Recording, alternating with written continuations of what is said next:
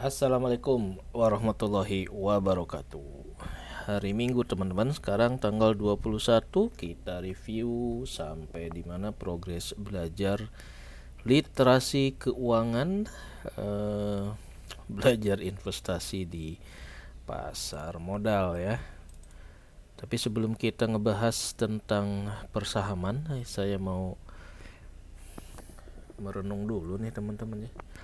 Ini ada bahan-bahan tentang terkait financial wellness ya, kesehatan keuangan nih dari konsultan keuangan Daya Uang. Nah, jadi dulu saya pernah dapat pelatihan sebelum di PHK nih, sesudah di PHK gitu ya. Dapat wawasan tentang pentingnya financial wellness gitu ya. Jadi kita harus tahu tentang roda keuangan gitu ya. Wellness wheel, ada tingkat roda kesehatan apa ya nih, pokoknya ada sosial, intelektual, emosional, dan semuanya ada, termasuk finansial ya. Spiritual juga harus sehat, fisik juga harus sehat. Jadi nggak cuma duit aja yang harus sehat. 1, 2, 3, 4, 5, 6, 7, ada 8 poin yang harus bisa kita jaga tingkat kesehatannya ya. Intelektual, emosional, okupasional, ini apa ya, kerja kali ya. Meskipun di PHK bukan berarti kita nggak bisa punya penghasilan kan gitu ya. Meskipun jadi pengangguran, penghasilan harus jalan terus gitu ya. Kemudian apa nih, environmental ya, lingkungan kali ya. Ini kalau lingkungan, kalau mau beli rumah lihat-lihat lingkungannya, mungkin begitu ya. Jangan sampai kita anak bini keluarga kebawa di lingkungan yang nggak sehat. Nah, yang sekarang yang finansial nih yang menarik ya. Kesehatan finansial tuh apa katanya begitu ya. Itu erat kaitannya dengan ini financial planning. Nah, kita yang memang bukan backgroundnya di keuangan, ataupun yang backgroundnya keuangan, kadang juga sangat lemah sekali di dalam merencanakan keuangan ya. Nah, ini nih, yang paling penting ini sih teman-teman ya, siklus kehidupan keuangan. Seharusnya ketika kita umur di 40 atau 50 nih, ini grafiknya kan naik terus ya. Buat angkatan orde lama gitu ya, mungkin yang cuma jadi pegawai negeri mungkin seperti ini gitu ya. Ketika belum ada undang-undang omnibus, orang bisa kerja sampai umur 40, 50 tahun lebih terjamin ya. Tetapi ketika sekarang managed service outsourcing, undang-undang omnibus, nah ini jadi tanda tanya nih buat anak cucu kita ketika memasuki usia 20, 30, 40, apakah tingkat kesehatan keuangannya bisa grafiknya naik terus seperti ini ya. Ini PR buat kita, khususnya yang udah punya anak, yang sudah berkeluarga, yang umurnya, ini saya mungkin masih di range 40-50 ya, masih bisa di tahap ini. Tetapi kalau kayak orang tua kita yang udah lanjut, yang udah sepuh, di 60, 70, nah ini udah mulai turun. Nah, ini teman-teman ya, kenapa saya sangat agak mulai serius belajar investasi di saham ini, karena saya ngelihat bahwa sebagian dari orang tua kita ketika memasuki masa pensiun, maka dia tidak bisa mencari penghasilan lagi gitu ya. Kalaupun ada uang pensiun mungkin ya ala kadarnya. Kalau ada pesangon juga ala kadarnya. Nah, di sini di tahap ini, di tahap dari 40, 50, 60 dan seterusnya ya, buat teman-teman yang sudah terbiasa investasi, alhamdulillah gitu ya, mengenal investasi online atau segala macam. Nah, yang jadi masalah buat range di generasi di bawah kita gitu ya.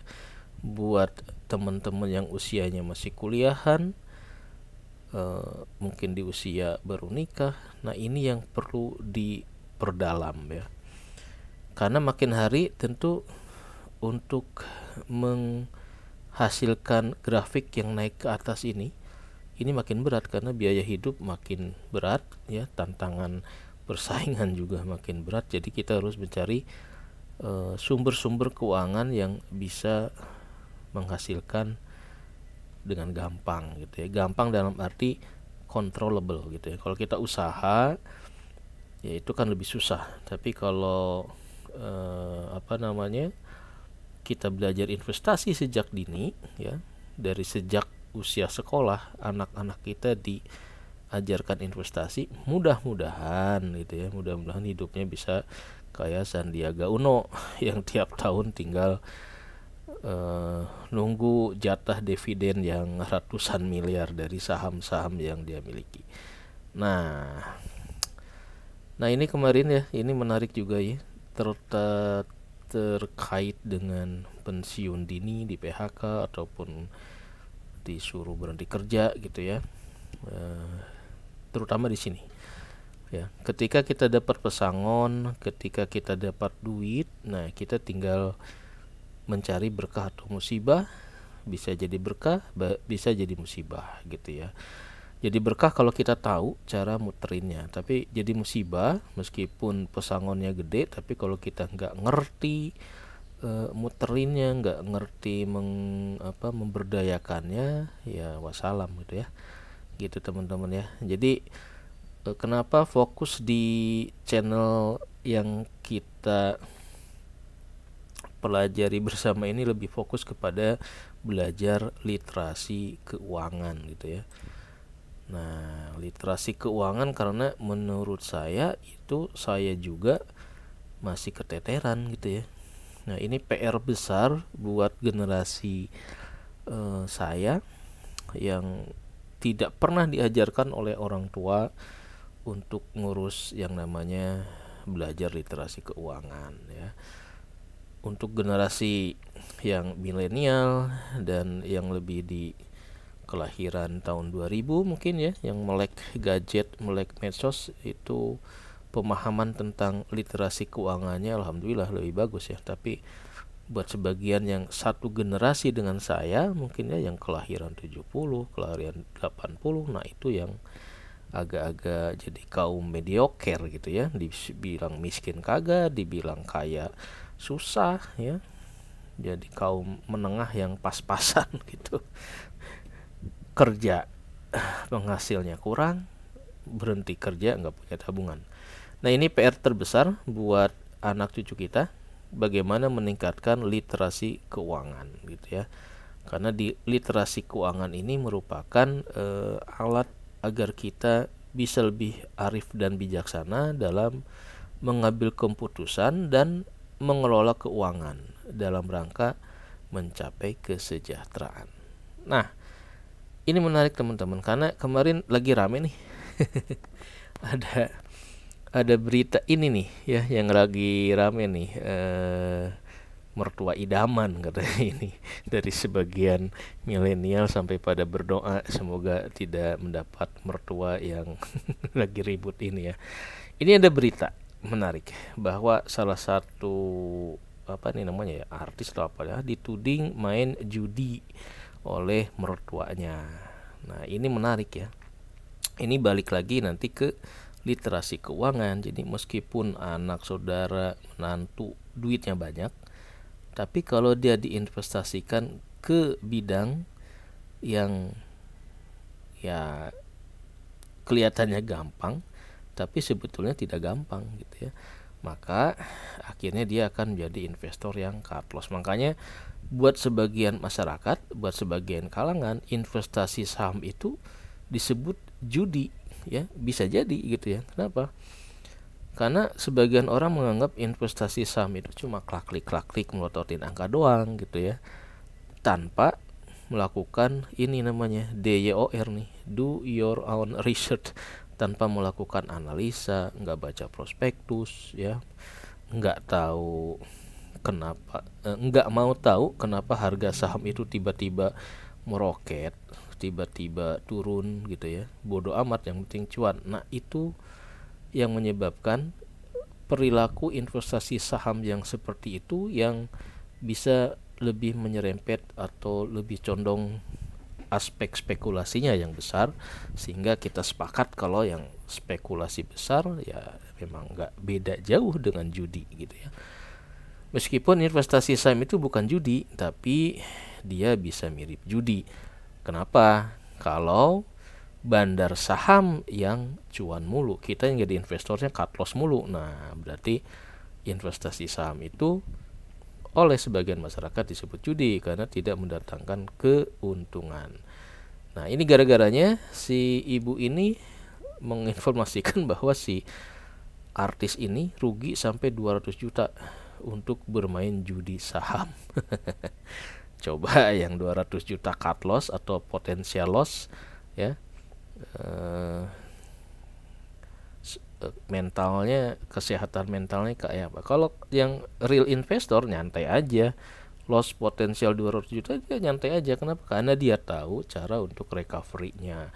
Itu bedanya antara investasi saham yang disertai dengan riset sendiri ya, do your own research, dan mana yang cuma spekulasi, ngikut-ngikutin doang, ngikutin grup saham, disuruh beli nurut, disuruh jual nurut gitu ya.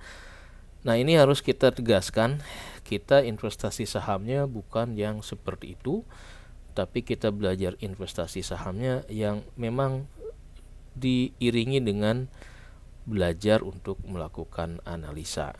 Walaupun analisanya amatiran, asal-asalan, tapi seiring dengan perjalanan waktu kita jadi makin mengenal bagaimana si bursa saham itu bekerja ya.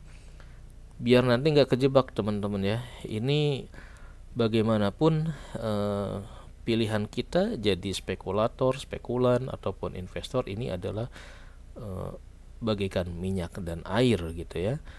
Jangan sampai kita memilih mentor yang salah sehingga kita nanti kejebaknya di sini. Nah, si artis tadi mungkin dia di sini nih, di spekulator itu dia ngakunya investor tapi dia melakukan kelakuan yang mirip orang main spekulasi saham gitu ya. Kenapa? Karena kalau investor ya nggak mudah gitu. Tidak mudah menjadi investor saham karena banyak sekali tugas yang harus dilakukannya ya. Jadi untuk teman-teman yang mungkin berniat investasi saham, selalu moral ceritanya saya akan ulas berulang-ulang bahwa dunia saham itu seperti ini ya. Sangat kejam, tidak semudah yang dibayangkan, dan korbannya akan senantiasa berjatuhan silih berganti kalau kita benar-benar tidak punya pemahaman yang kuat mengenai bagaimana si bursa saham itu bekerja gitu ya. Tidak semudah itu untuk mencari cuan di bursa saham, intinya sih begitu ya. Nah, intinya ini teman-teman, kenapa kita harus belajar literasi keuangan yang benar gitu ya, cari mentor yang benar. Kemudian tadi ada siklus kehidupan, bahwa makin tua harusnya kita udah levelnya mendistribusikan kekayaan ya, agar kita tidak meninggalkan generasi yang lemah iman, lemah pemahaman ekonominya, lemah spirit kerjanya gitu ya. Jangan jadi generasi instan gitulah. Nah, balik lagi nih, kenapa harus main saham, kenapa harus investasi di saham? Karena ya returnnya yang paling besar dibandingkan kita cuma nabung. Khususan kalau kita nggak punya background berusaha, nggak punya jiwa entrepreneurship ya, investasi di bursa saham menurut saya pribadi itu yang paling aman gitu ya.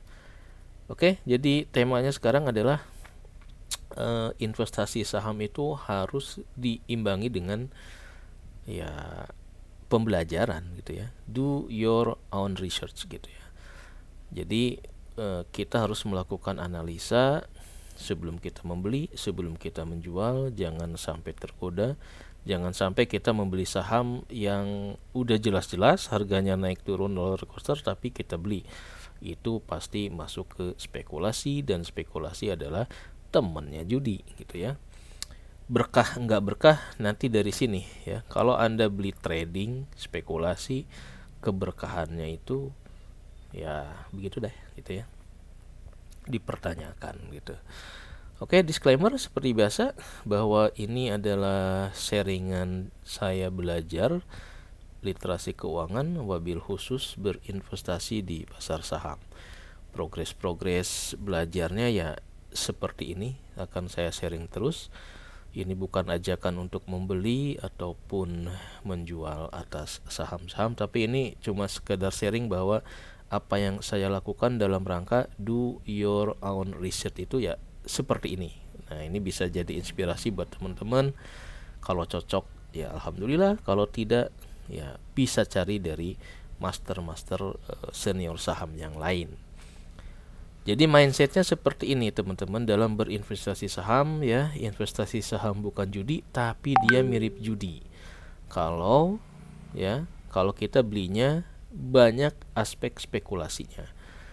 Nah, akibatnya apa? Bandar saham yang akan cuan gitu ya. Kitanya katos mulu gitu katanya gitu ya.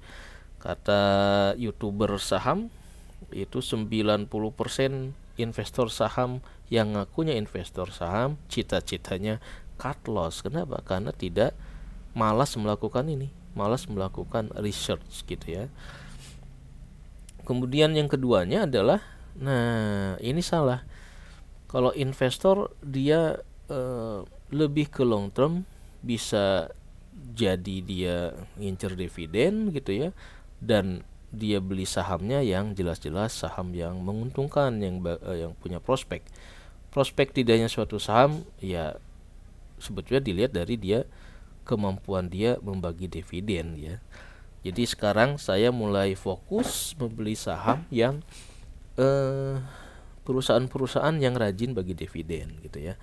Jangan yang IPO, baru IPO kita borong jadi kayak si kasus artis tadi gitu ya, beli saham Goto, saham yang miliknya Sultan Subang gitu ya, akhirnya kejeblos harganya nyungsep. Nah, oke, temanya ini ya, kita update report tentang Mission Impossible, mengais duit recehan dari triliunan dividen yang tersedia di pasar modal. Biar kita nanti saat tua rentak nanti nih bisa dapat gajian dividen dari investasi saham yang saat ini kita lakukan. Nih, minggu ini saya mulai panen nih beberapa dividen dari beberapa rekening yang saya miliki, yang saya tandeman ya buat anak-anak. Jadi ada beberapa rekening yang atas nama anak-anak tapi dalam pengawasan saya. Jadi ibaratnya kita yang jadi fund manajernya sambil ngajarin anak-anak gimana investasi saham yang benar. Lumayan lah meskipun cuma 300.000, 200.000 ya, ada 17.000. Kemudian Astra nih 150.000. Ini kalau tiap minggu kita gajian dividen gini kan enak gitu ya daripada trading gitu. Nah, jadi kalau kita dasarnya mencari dividen, nah seperti ini nih, kita biar bisa tiap minggu dapat gajian dividen seperti ini. Itu long term game-nya ya gitu. Jadi bukan nyari capital gain lah ini ya. Tujuan utama kita berinvestasi saham. Nah, ini kembali ya, kita harus gaulnya yang benar, jangan sampai salah pilih mentor, jangan salah pilih channel YouTube yang main jual beli saham tanpa memikirkan saham itu perusahaannya apakah bagus, saham yang istilahnya kalau buat orang muslim sahamnya termasuk saham indeks syariah atau enggak peduli, menutup mata. Jangan sampai seperti itu ya. Buat teman-teman yang muslim ya, kalau kita hatinya tertutup, itu ciri-ciri nur ilahinya kagak mampir di hati Anda, karena Anda sampai tidak bisa memilih mana yang spekulasi, mana saham yang lagi di memper jadi judi gitu ya, gitu. Mana saham yang memang fundamentalnya bagus gitu ya. Nah, ini cita-cita kita ya. Gimana caranya kita bisa kayak orang ini nih. Nerima dividen 200 miliar dari satu saham saja ya. Ini nih target kita biar anak cucu kita bisa kayak orang ini gitu ya. Nah, ini sebetulnya yang menarik ya. Kok dia bisa dapat duit sampai ratusan miliar, sementara kita enggak? Kenapa tidak bisa gitu ya? Jadi kalau kita platform berpikirnya pingin jadi kayak dia, nah ini lebih menarik. Jadi pengalaman kita berinvestasi di saham itu bisa kita turunkan ilmunya kepada orang lain gitu ya. Kenapa? Karena kita jadi bisa ngajarin, oh cara mencari saham yang bagus tuh stepnya 1, 2, 3 seperti ini gitu. Sehingga ketika kita menularkan ilmu investasi yang benar, itu juga jadi pahala kita kelak ya sampai akhir zaman gitu. Nah, temanya berinvestasi saham yang ingin saya ke keluarga ajarkan ini ya, mengajari anak investasi sejak dini. Kenapa? Karena ternyata kayak tadi kasus si artis yang duitnya banyak tapi diinvestasikan ternyata malah jadi rugi. Berarti ada pengetahuan investasi yang salah tuh ya. Duit banyak diinvestasikan salah berarti literasi keuangannya bermasalah gitu. Yang keduanya adalah mental generasi anak-anak kita sekarang udah sangat instan gitu ya. Jadi ini juga harus dibekali. Jangan sampai dia dikasih duit, dikasih warisan, hilang dengan cepat gitu ya. Kenapa? Karena kerja keras, etos kerjanya pasti beda generasi zaman angkatan 70-an, 80 dengan angkatan yang tiap hari nyarinya di depan laptop, depan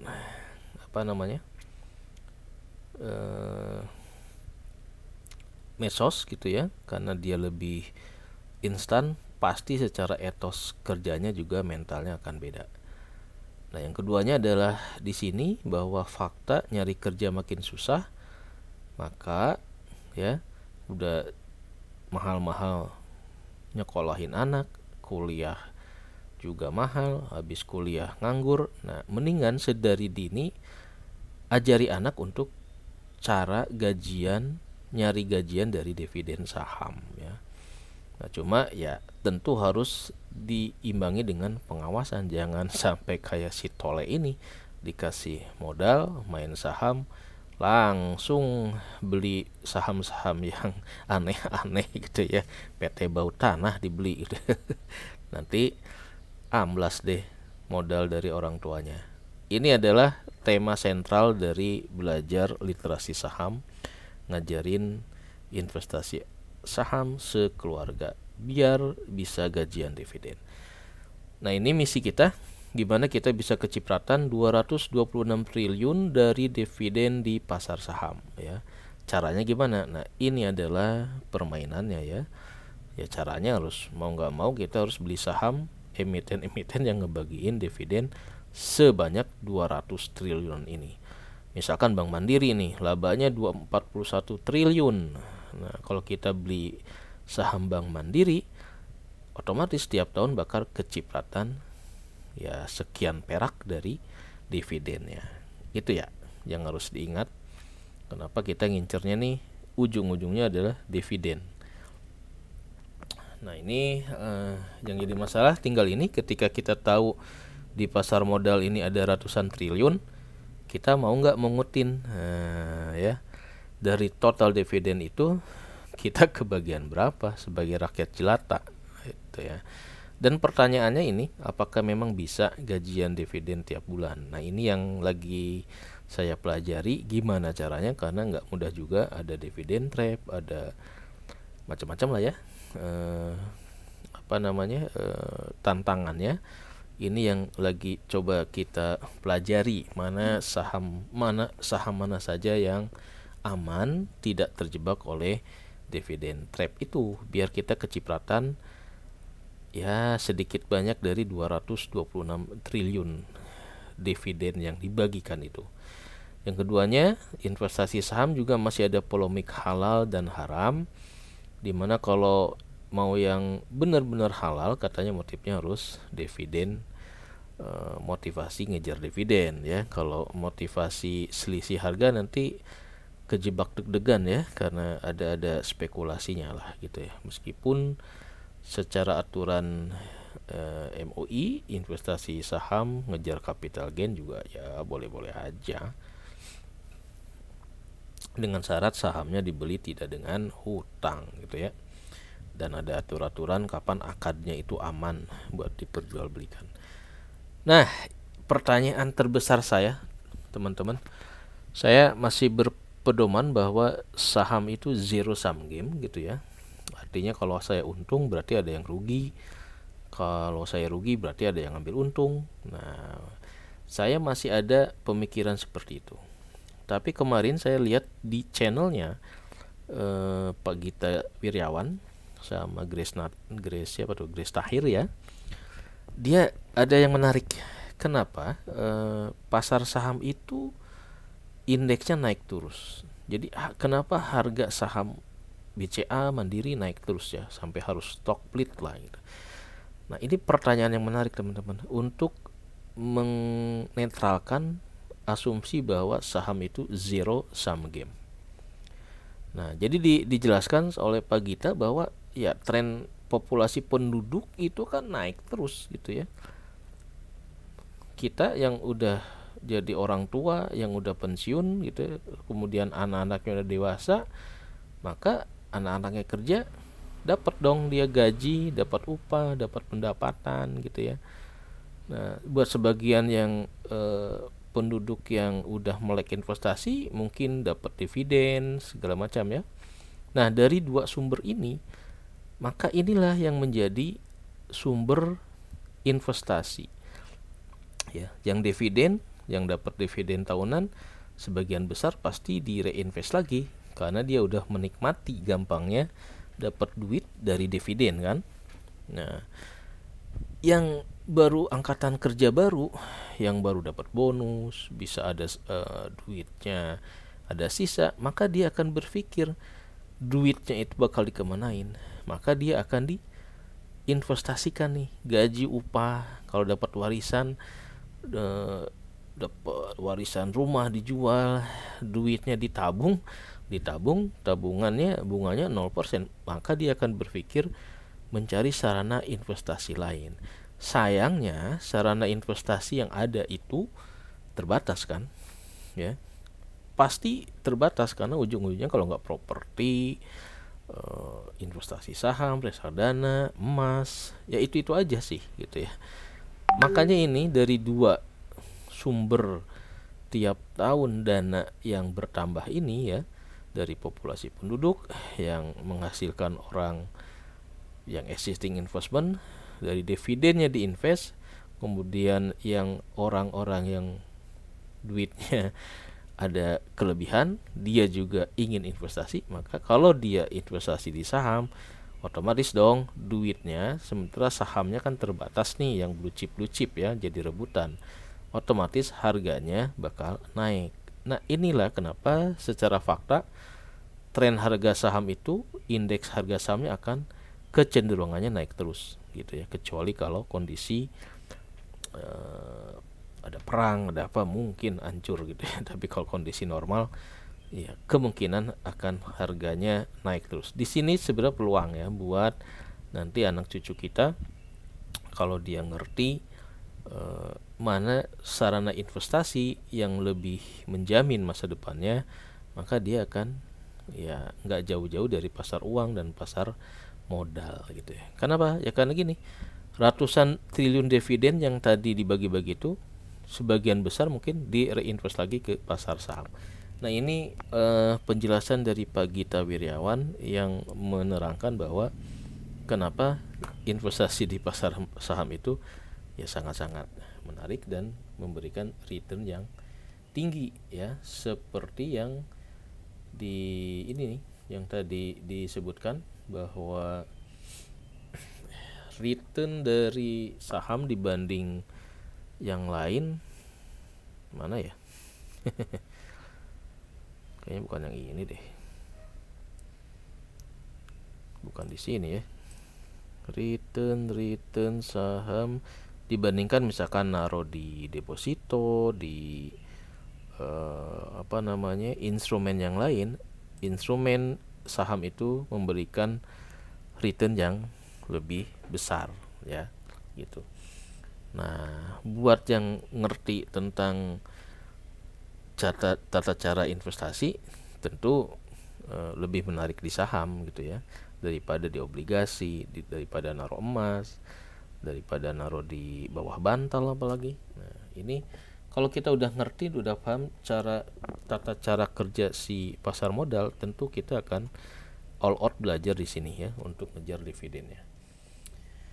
Nah, temanya sebetulnya bukan ini sih, tapi saya mau sharing tentang progress report dividen belajar jadi dividen hunter nih teman-teman ya. Ini udah nih. Nah, ini dia.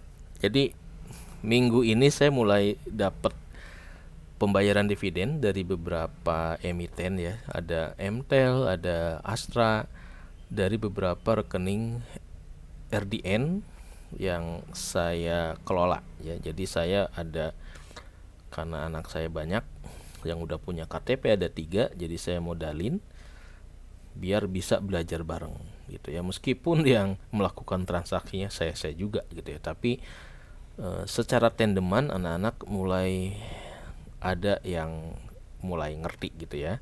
Oh, ternyata caranya cari dividen itu begini gitu. Itu yang menarik teman-teman. Jadi kita bisa belajar bareng sama istri sama anak untuk berdiskusi mencari mana yang layak untuk dijadikan gajian dividen ya. Yang penting ini sesuatu yang bisa diukur pasti bisa kita atur. Jadi teman-teman harus ya bisa ngukur gitu ya, saham mana yang aman kalau ngincer dividen hunter, kena dividen trap atau enggak. Kalau dia berpotensi terjebak di dividen trap ya tidak kita laksanakan gitu ya.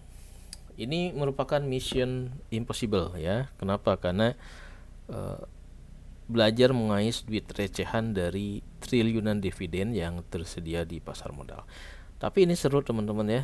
Ini baru pertama kali di minggu pertama ini sejak Januari saya mencoba beli emiten yang kumdet ya, yang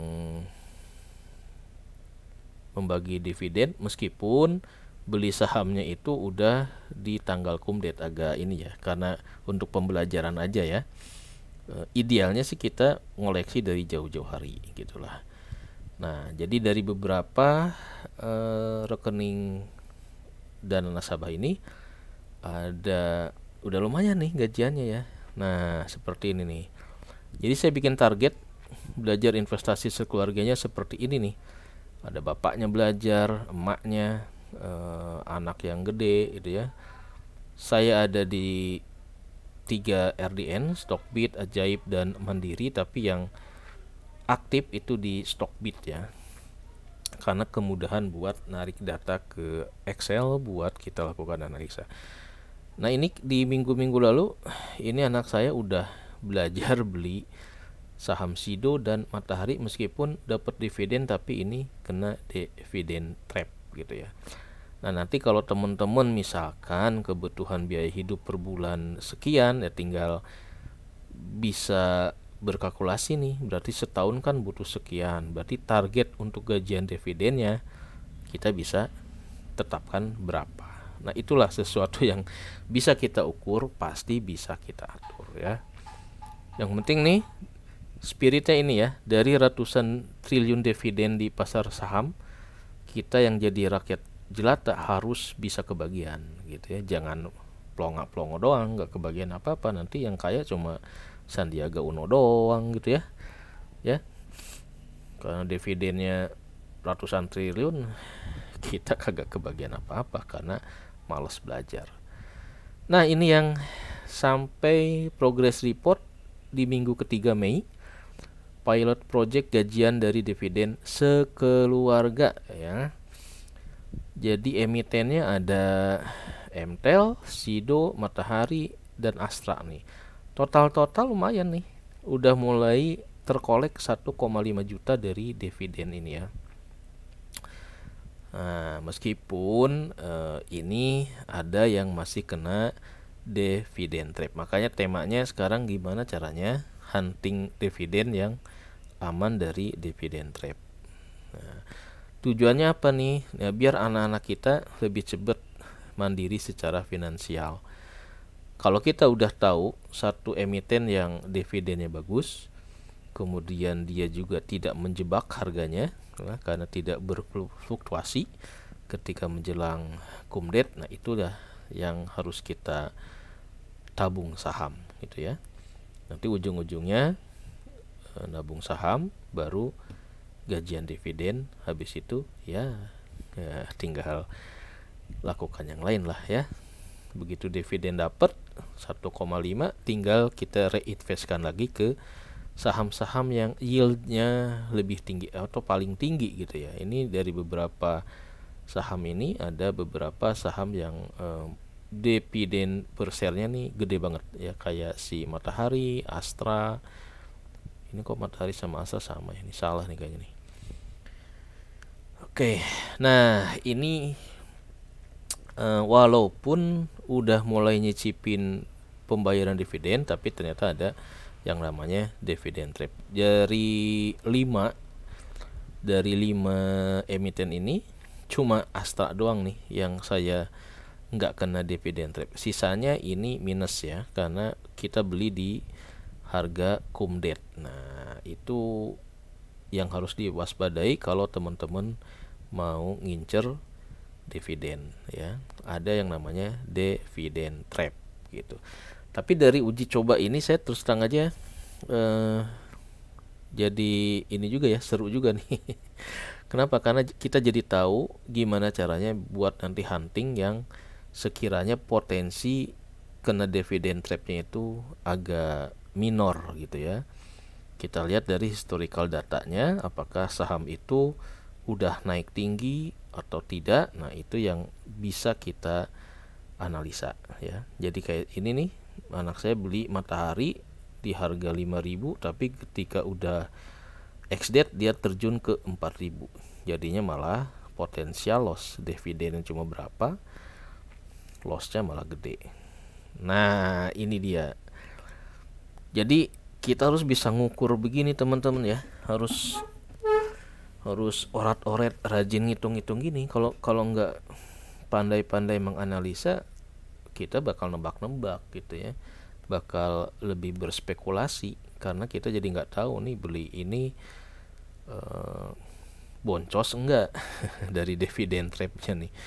Ini dari 1, 2, 3, 4, 5 rekening ya, cuma satu nih yang lolos, si Astra ini ya. Jadi netnya 24.000. Yang lain ini kena dividen trap. Kenapa? Karena ketika tanggal ex-date dia turun dan kita jual dalam posisi cut loss. Sementara nih angka dividennya itu lebih kecil daripada selisih beli dan selisih jual. Seperti ini nih, Mtel ya. Ketika beli dan jual itu minus sekian dibandingkan dengan dividen yang keterima masih minus gitu ya. Nah, ini hal-hal yang dividen trap ini nanti yang harus saya evaluasi. Kenapa? Ya, kenapanya udah jelas ya, karena belinya di tanggal kumdet gitu ya. Nanti kita coba ke emiten yang bakal bagi dividen di minggu keempat Mei ya. Apakah ada yang berisiko kena dividen trap atau yang kira-kira boleh kita coba untuk ngincer dividennya. Nah, ini ya, jadi dividen trap ini harus kita ingat ya, jangan sampai kita kejebak ya. Ini situasi ketika investor ingin mendapatkan dividen tapi harganya ya, harga saham telah turun sehingga nilai investasi bersih menurun. Nah, jadi nilai investasi saya nih yang tadi nih yang 46 minus ini adalah nilai investasinya turun ya, dibandingkan saat beli dan jual ditambah dengan si dividennya. Oke, ini grand design-nya udah sering kita bahas bahwa literasi keuangan kita belajarnya fokus kepada gimana caranya menghasilkan pendapatan dividen tiap bulan. Dari tiap bulan itu kita jabarkan ke seperti ini, ke apa namanya, yang tiap bulan tiap minggu mana yang bisa kita eksekusi dari emiten yang membagikan dividen. Nah, emiten yang bagi dividen itu ya, nanti teman-teman bisa lihat kalau di Stockbit itu nanti dapat data seperti ini nih ya. Ini dividen-dividen yang akan kumdet di minggu besok. Jadi dari 15 perusahaan ini yang akan saya analisa mana yang kira-kira aman. Ini ada Indosat 200 perak, ada yang paling gede Indosat ya. Mana lagi ya? Yang di atas 100 RTG nih Saratoga 75. Mana sih yang akan kita bidik gitu ya. Nah, nanti kita lihat nih. Kita lihat asumsinya nih, kita ngincer Indosat lah ya. Jangan sampai kena dividen. Nah, ini jebakan dividennya seperti ini teman-teman.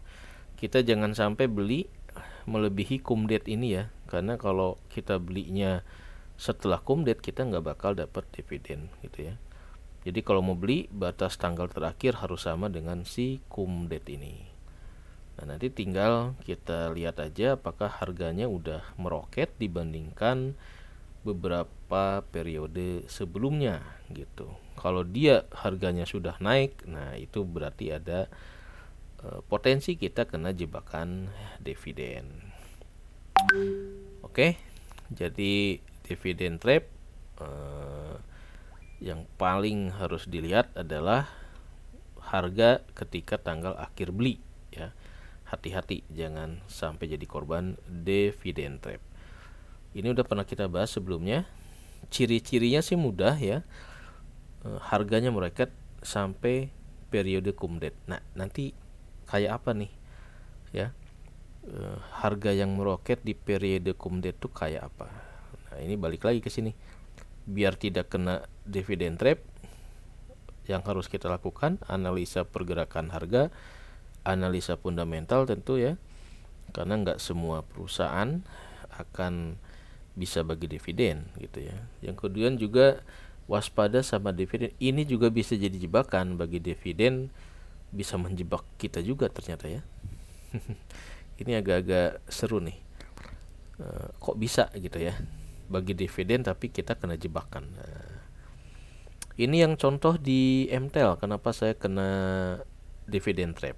Jadi dari sejak awal tahun ini udah mulai meroket gitu ya, sampai naik. Nah, habis tanggal X date dia turun lagi. Disitulah jebakannya. Ini udah tadi ya, sama kena dividen trap. Nah, ini yang contoh di saham Astra ya. Jadi dari saham Astra itu saya amati, saya pernah beli saham Astra di harga 6.600 ya. Kemudian dari sini udah kelihatan sih sebetulnya ya.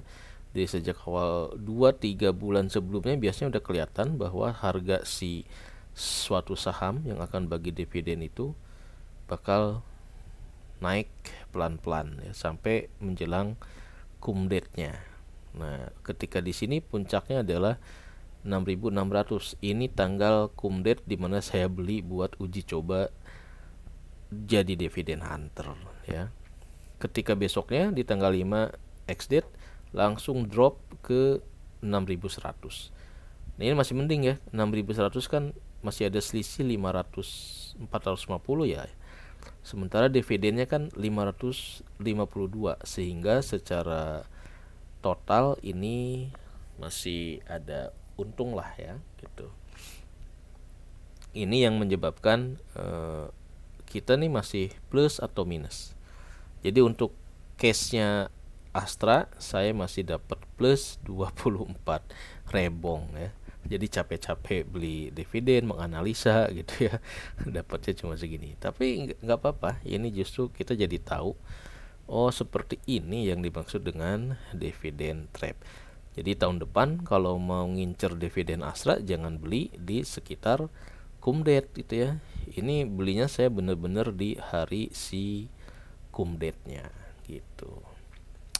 Nah, ini contoh kasus untuk ngetes dividen trap saham yang minggu besok bakal kumdet, yaitu saham Indosat ya. Dari historical transaksi yang saya miliki, nah kita bisa lihat nih, harga si Indosat ini di awal tahun di Januari di 5.800, kemudian di akhir mulai meroket ke 6.800 ya. Jadi ini ciri-ciri yang harus kita waspadai, apakah analisa pergerakannya itu ya, ini aman atau enggak kalau kita ngincer dividen gitu ya. Harus diperhatikan nilai minimal dan rata-rata selama beberapa periode sebelum kumdetnya. Nah, kita lihat teman-teman ya, harga terakhir si Indosat 7.800. Dari data historical transaksi saya, paling rendah itu 5.800 nih. Saya pernah beli di 5.800 sebelum di bulan setelah Q1 keluar ya, dia meroket 6.000 sampai terakhir di 7.000.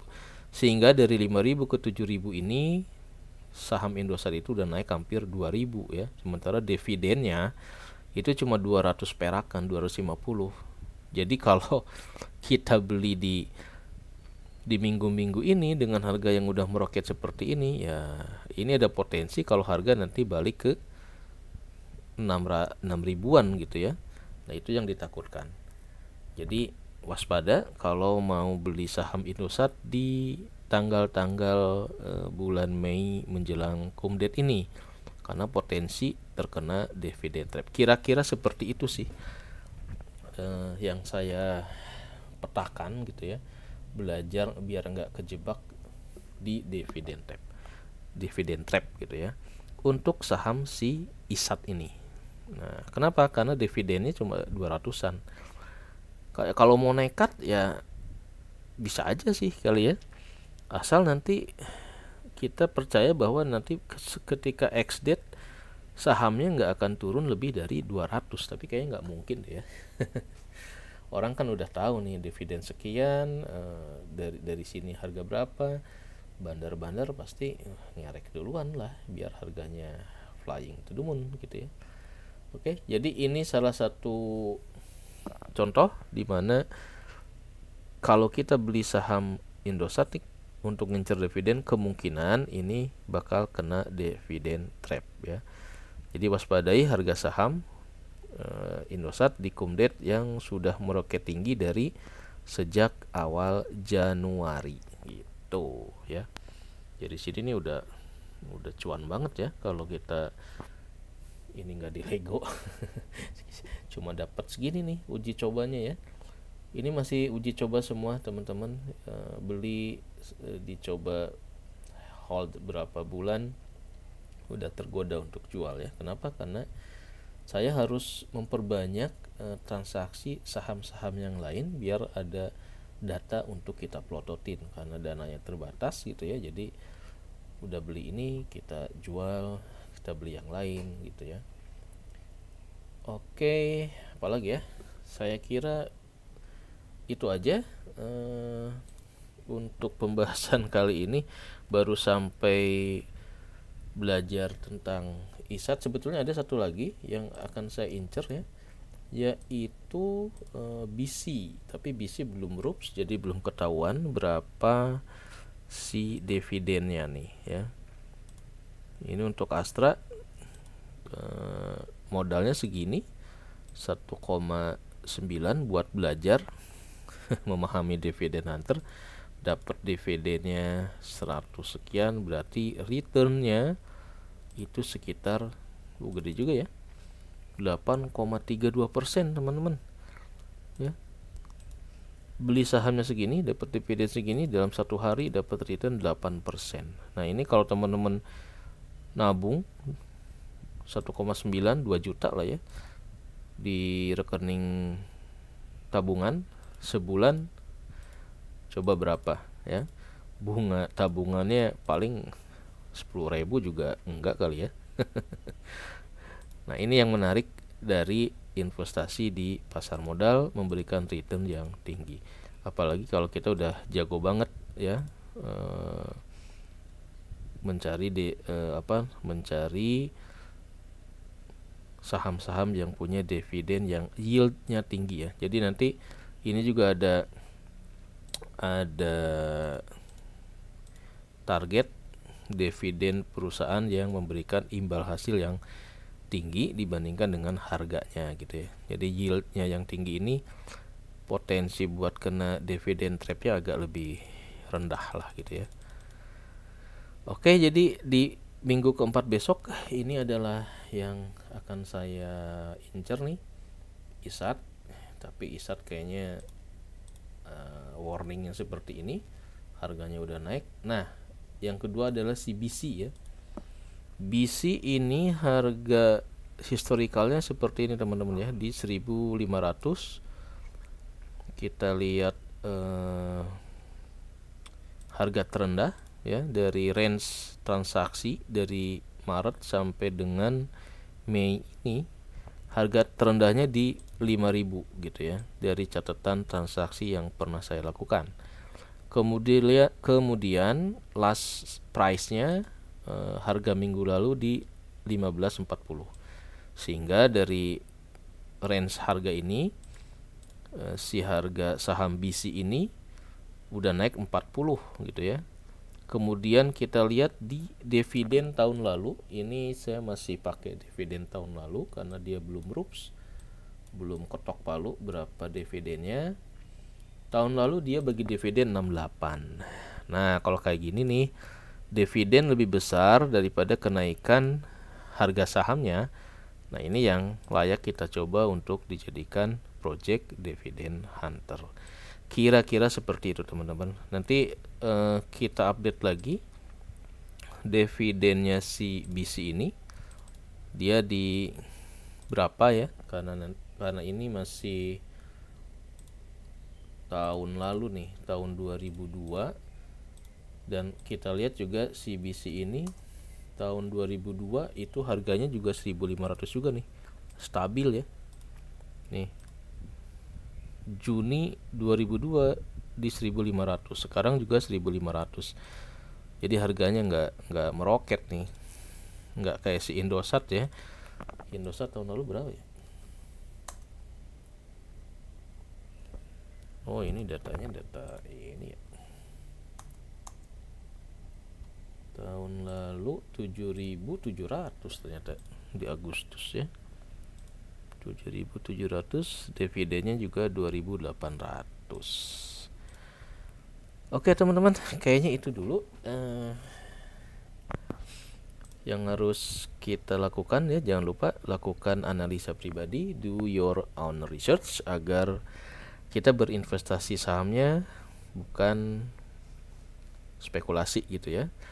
Karena spekulasi itu lebih mirip judi. Kalau mirip judi, nah itu udah banyak was-was yang menghampiri perasaan kita. Oke, disclaimer seperti biasa bahwa ini adalah sharing pengalaman saya pribadi.